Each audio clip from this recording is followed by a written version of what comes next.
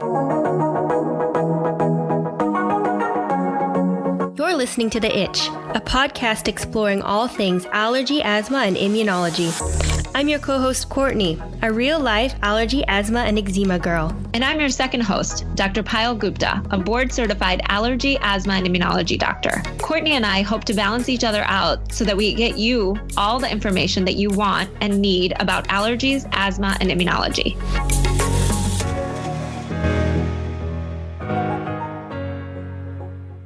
Hello and welcome to part 3 of our asthma series. Today we're talking about asthma medication. Originally, when we set out to do this episode, we thought we would cover everything in less than an hour. We were surprised to find out that we only got to about half an hour and we had only talked about inhalers. So our one episode has now become 3 episodes, so you have lots to look forward to because asthma medication is a beast of a topic and it's really exciting and really interesting. So I'm not going to say much more than the fact that we're going to talk about inhalers today. And we really want to thank Dr. Radhika Gupta for helping us do all of the research on our asthma medication. Now, series in a series. So without further ado, I hope you enjoy. Hey, Courtney. So today we're discussing asthma therapy.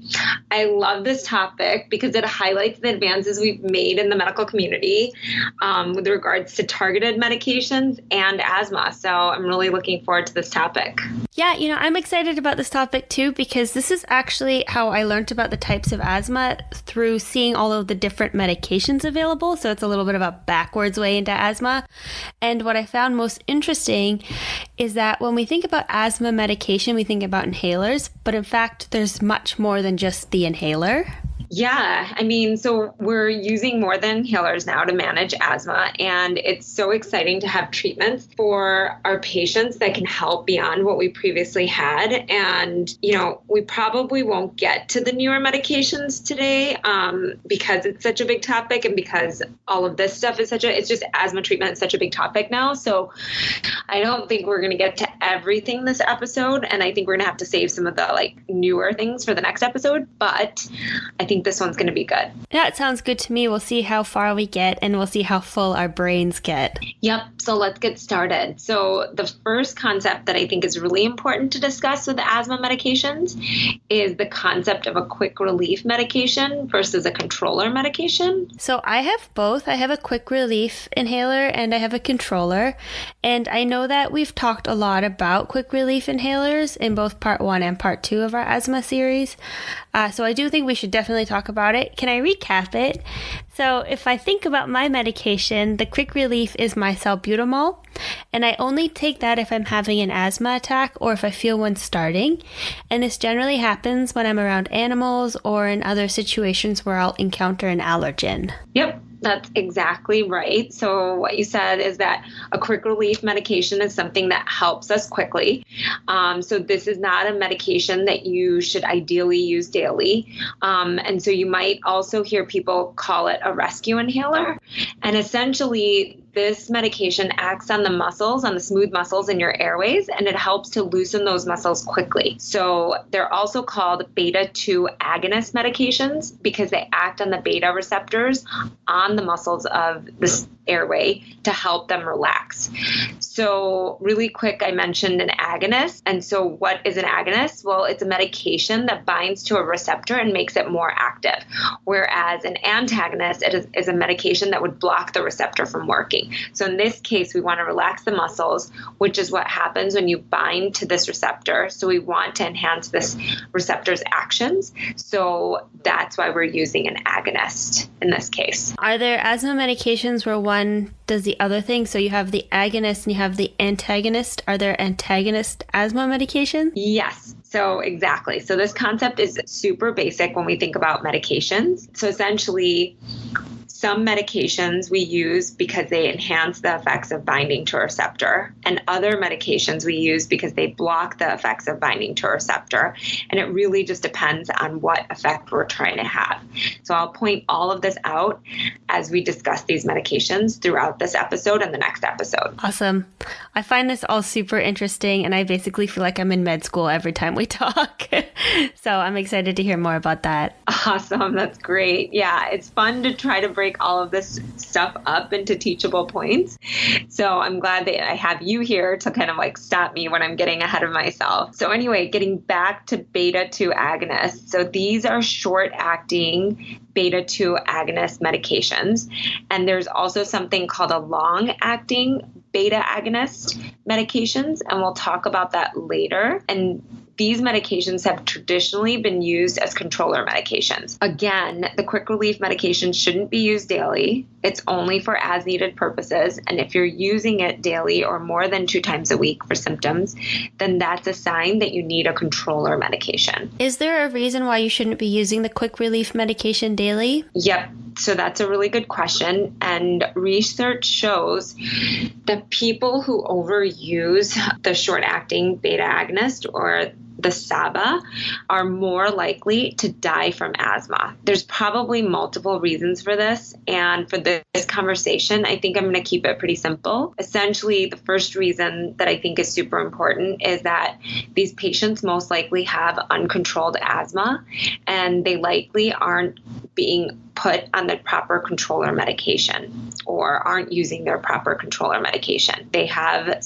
moderate to severe asthma that's just not controlled. So they're at higher risk of dying from their asthma. And the second reason is that this medication elevates the heart rate, and that's not good for your heart on a daily basis. So this might also be a factor of why we see more deaths. And in addition, it might lose some of its effectiveness when it's overused. So there's lots of different theories out there, but essentially it's a sign that things aren't going in the right direction. Whenever you hear death, it's always very scary, isn't it? Yes, definitely. Yeah, we never want to bring up that term in medicine, but it is a possibility, and it's a definite possibility in asthma, and that's why we're sharing all of this information so that we can reduce that risk for people. But it's important to remember those things, but it's also important to remember that we don't want to scare people from using their quick relief medication.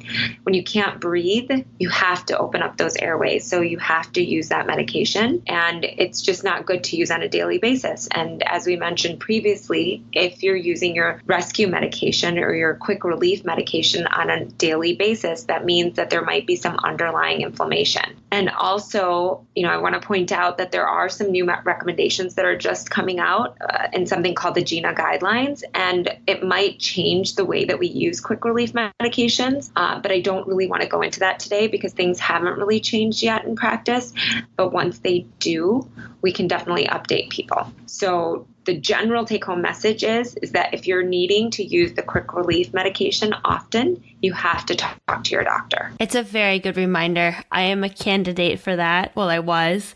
And it's important to remember that you can get your asthma under control.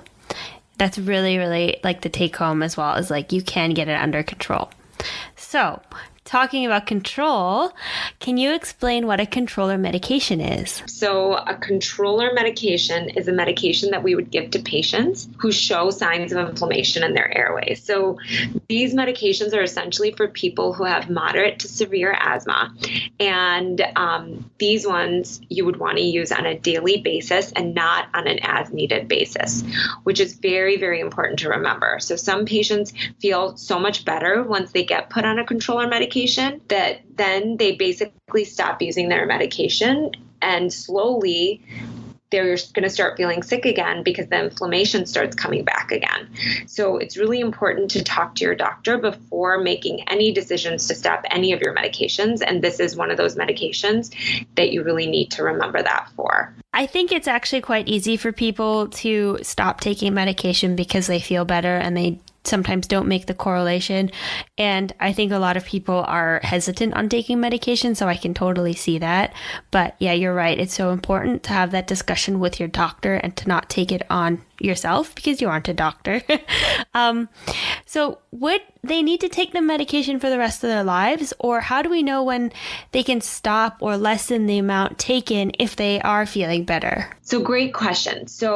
And great points, because those are all relevant. People don't like using a bunch of medications, so it totally makes sense that sometimes they might choose to stop them. But what's important is that when we follow up together, we can monitor lung function and see how your breathing tubes look. And we can also check in on your symptoms. And when it seems like you're doing better, what we can try to do is we can try to step down your therapy. And what that means is that we can try to decrease your controller medication and we can see how you do. Yeah, I've heard about step therapy, about stepping down or stepping up. Can you talk a little bit more about the two of them? Yeah, so stepping down, as I just talked about, is decreasing your medications, and stepping up is increasing the medications. So that's why we really want to see patients on a regular basis who have asthma so that we can decide together if it's time to step up and give you more medications because things aren't going well, or step down because things are going well. And we want to see if your airways are ready to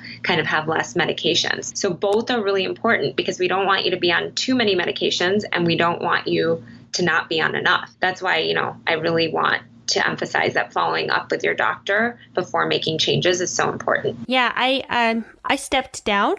So when I started my controller, I had to take it twice a day, and now I only take it once a day. And my doctor gave me the instructions that if I was seeing changes after the first month of taking it twice a day, I could move on to once a day and monitor that for a week. And then if there were no changes after just taking it once a day, I could continue on that regimen of just doing it once a day instead of twice a day. Great. Yeah, I do that with my patients too. Kind of give like a plan and then we'll follow. And then I'm assuming that you're going to follow up once you get to the next set of instructions, right? I know that when I started my controller, I had to take it twice a day, and now I only take it once a day. And that's because when my doctor gave me the instructions of when I started, she let me know that I should start the first month taking my controller twice a day, and then after a month, if I was feeling and seeing a difference, I could move on to once a day and monitor that for a week, and then if there were no changes, I could continue on that once a day. Yeah, so that's great. And actually, that's exactly what I do with my patients. I kind of give them an outline for ways that we can kind of decrease their medications and see if it's working, so that when they come back, we have something to talk about and kind of figure out if the step down worked or if it didn't work. And so I'm assuming that you're going to go back to your doctor and talk about how things went. Yeah. So last time I saw my doctor, she asked about my asthma, and we decided that I would continue on the same medication and the same dose for now. Great. So some people need some sort of controller for a while, and then they can step down and come off of therapy. And some people aren't able to come off of their controller medications because their inflammation will just keep coming back. So, it really depends. I wonder if I'm not fully stopping because I encounter so many different pollens throughout the year that I'm allergic to. Yeah, exactly. I mean, that might exactly be why your doctor doesn't feel comfortable stopping your controller medication. And you also have a dog at home, which might be contributing. Yeah, but I think that we talked at some point and you said that you might be starting allergy shots. Yeah. So I actually had the asthma symptoms before I got my dog. So I'm not going to blame him too much. But yeah, I am going to be discussing allergy shots with my allergist this fall. Yeah, so I actually think allergy shots will most likely definitely help you come off of your controller medications, because I think that you really just have allergic asthma, and the inflammation's mostly caused by the allergens that you're exposed to. Would you say that allergy shots are also part of asthma treatment, just beyond just treating allergies? Yeah, absolutely. They can definitely be a part of the treatment plan for patients who specifically have allergic asthma, right? So once we test patients and we realize that they have allergies and there's a correlation between the allergies and the asthma symptoms, then they have allergic asthma. And so allergy shots are really helpful in those patients. So, allergy shots work by exposing patients to tiny amounts of whatever it is that they're allergic to. And over time, we increase that amount of allergen with each shot. And gradually, you come up to a dose that we found with research is helpful. And once you're at that dose, your body eventually won't react to what you were once allergic to. So it won't cause that inflammation that's causing your asthma. Oh, that's really interesting. And just to clarify, when we're talking about allergy shots, we're talking about environmental allergens like pollens and animals and not foods, right? Yes, exactly. That's a super important point to make. We do not have allergy shots for foods. This is only for environmental allergens, like those pollens that you're allergic to, Courtney, and possibly your dog. Yeah, I feel like I have to talk to my allergist about the dog because it's probably a little bit of something in there. So we'll talk about that. Yeah, you should definitely make sure that they add animals into your shot plan. And allergy shots really do work, and they allow people to come off of their allergy controller medications. They actually also work for people who have allergies related to their nose and eyes too. So, and again, this is only really helpful for patients with allergic asthma. So for people who have asthma that isn't triggered by their allergies, allergy shots obviously won't be helpful. That makes a lot of sense. That actually puts some more fire in my belly to go and get these allergy shots, because it would be really cool if I could come off a controller medication. Yeah. And so what kind of controller medication are you on right now? So my controller is called Zenhale. I love the name Zenhale. And I actually looked up what it says on the internet for this episode, so I'm going to read you what I found, and I want to excuse my pronunciation with some of these words because they are kind of a mouthful. So this is what I found about my current controller. Mometasone is a corticosteroid with anti-inflammatory effects. When inhaled, it relieves the symptoms of asthma by blocking the release from the white blood cells of substances that are involved in inflammatory reactions in the airways. Formoterol is a long-acting beta-2 agonist. It works by attaching to beta-2 receptors that are found in the muscle cells of many organs and that cause the muscles to relax. When inhaled, it causes the muscles of the airways to relax, helping to keep the airways open and allowing for the patients to breathe more easily. Whoa. So there was a lot of terms that obviously I could not pronounce. So obviously I'm a little bit at a loss of what they mean. And just, this is what I found on the internet. And I think it's a perfect situation to talk about because that's kind of why we started this podcast, is you look up these things on the internet and you can kind of understand them. And now that we've talked about beta-2 agonists, I kind of get an idea of what one of the medications does. But do you think that you could help us dissect what the heck I just read? Because if you guys are like me, I'm like at a loss. And can we talk about what kind of controller medication this is and why I would have to take it? Yes, that was a mouthful, and that's a lot of information, and I'm going to try to break it up a little bit. So you are actually on a combination of two medications, and one of them I already kind of mentioned. So as I mentioned, the quick relief medication also works on the beta-2 receptors.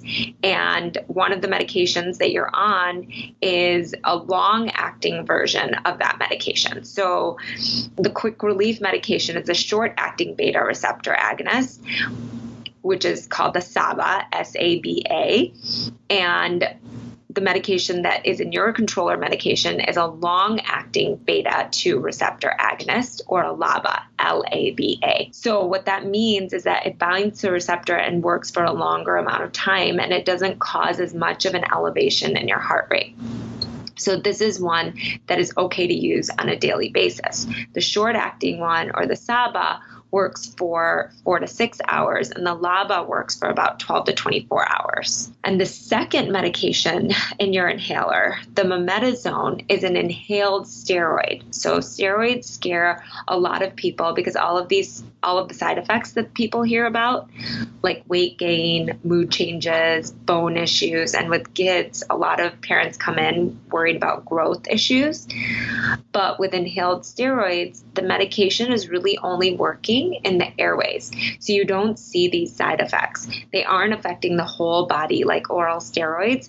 And as the article you found mentioned, they work by decreasing the inflammation in your airways. Okay, that makes a lot of sense. It was also nice to hear you pronounce everything correctly. I mean, these words just make me afraid, and I don't even know how to pronounce them. So that makes a lot of sense, actually. The one thing that you mentioned was steroid. So when you have a steroid inhaler, is that really just then targeting the area, the airways, and nothing else? Yes, exactly. It's only working in the airways, and you get very minimal systemic absorption, which means that it's not really getting to the rest of the rest of your body, so it can't really harm like the bones and things like that. And this type of controller, is it common? Like, when would a patient be prescribed something like this, and does this type of controller have a name? Yeah, so this is a common controller medication, but as I mentioned, it's a combination of two meds.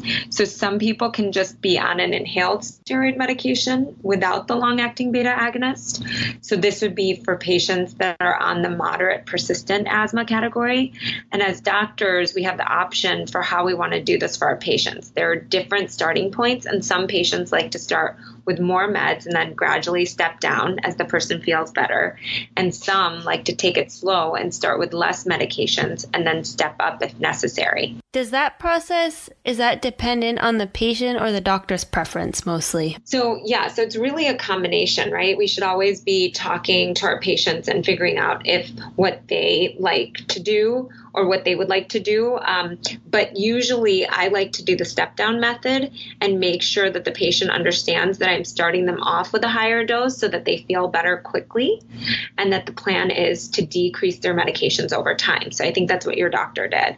So they understand that coming back and checking in is important. Or if I start them lower, I always emphasize that they need to come and let me know if they aren't feeling better, because we can always go higher and add on more medications. So either way, follow-up is super important. And if the patient has a preference of one way or the other, we have that discussion too. That makes a lot of sense. And it's nice to hear that you get the patients involved in this process so they can take ownership in their own taking of the medication, essentially. Yep, exactly. And it's definitely important to be on the same page. So let me just recap. We have talked about quick relief medications, which are the short-acting beta-2 agonists, the SABA. And we have talked about two types of controller medications. One is just the inhaled steroid, and the other is an inhaled steroid with a long-acting beta-2 agonist, or LABA. Is there a controller that is just a LABA? Yeah, so there are LABAs by themselves, but they shouldn't be used without an inhaled steroid.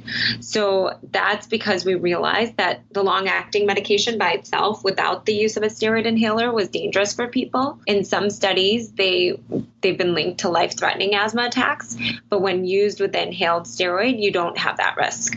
One important point that I want to bring up is that because the LABAs and the SABAs help to relieve the symptoms quickly, they can get overused, whereas the inhaled steroids take time to take effect. So even though the LABAs come by themselves, I really prefer the combination medications so that, number one, patients don't need two inhalers instead of one. Also, so that they don't skip the inhaled steroid and run the risk of having a life-threatening asthma attack from just using the LABA alone. That's really important to note, especially since you can run the risk of forgetting to take both, which sounds like it could be really risky. Yeah, I mean, doing it once or twice probably wouldn't do anything, but it's definitely a risk. And honestly, I'm not sure how much the LABAs are being used alone, but maybe if a doctor wants the patient to get less of the LABA and more of the inhaled corticosteroids, or also called ICS, then they might split them up. But I'm not really sure. I've never really prescribed them separately, to be honest. And maybe some insurances don't cover the combination meds in some places, and that's why doctors use them. But for me, I haven't really found that to be the case. So I usually prescribe the combination medications. I think it's good to know for patients that they have the option of a combination medication if they are concerned about missing one or the other and they get prescribed two different inhalers. Yeah, exactly. I mean, it's important to know that they shouldn't use one over the other. And it's important, if they've listened to this, to know that there are combination medications available. Yeah, it's good to know. And it's good to know that you have options to discuss with your allergist. So are the only inhalers out there the SABAs, the LABAs, and ICS? Oh, listen to me. I sound like a pro. I'm learning so much with all those short forms. Yeah, you've got all the short lingo down, and we have really covered a lot of new terms. So I'm glad that it's all starting to make some sort of sense. Anyway, yeah, so there is actually another type of controller inhaler that we haven't talked about yet, and it's used in our, again, moderate to severe asthma patients. And these medications are called the Anticholinergic inhalers, and we only have one particular one that's been approved for asthma in the US, and and that's called tiotropium bromide. We used this class of medication for COPD originally, but several years ago, it got approved for asthma too. Yeah, it's really cool that medications are used for more than one condition, because I feel like that happens quite a lot in asthma. I know that we'll get to it when we get to biologics, but I know that that's the case there as well. Yeah, I mean, exactly. When we see that there's a common mechanism causing one disease and then another disease, it leads basically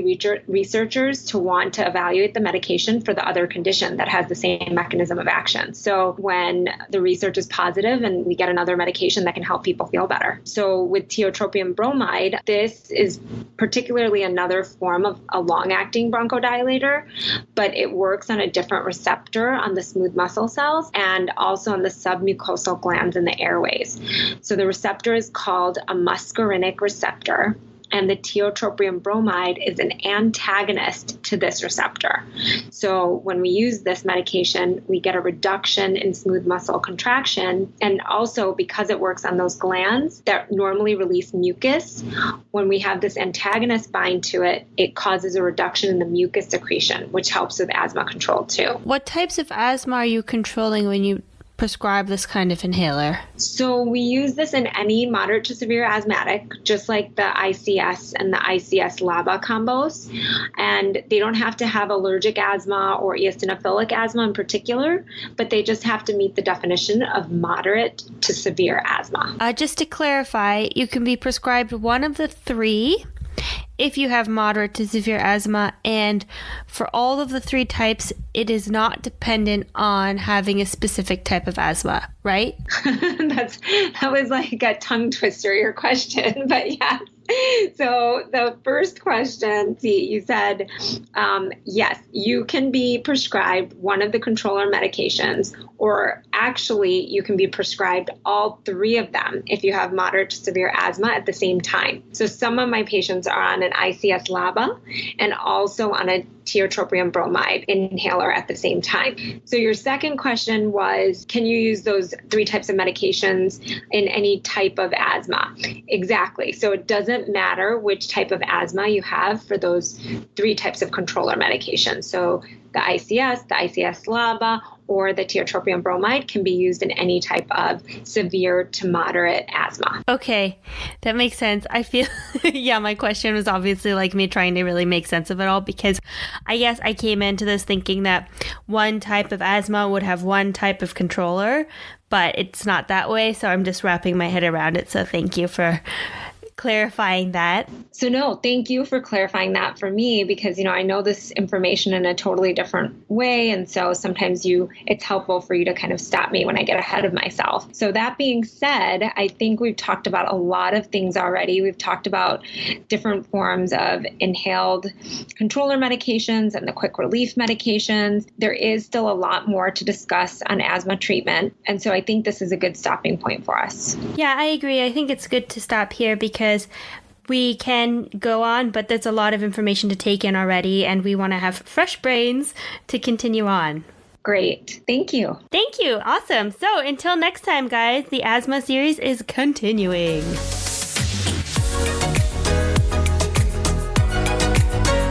Thank you for listening to today's episode. Remember that all information you hear today is for informational purposes only and are not intended to serve as a substitute for the consultation, diagnosis, and/or medical treatment of a qualified physician or healthcare provider. And also, don't forget to subscribe to our podcast. And if you have a second, help spread the word by rating our podcast and sharing with your friends and family who might also be interested in learning more about allergies, asthma, and immunology.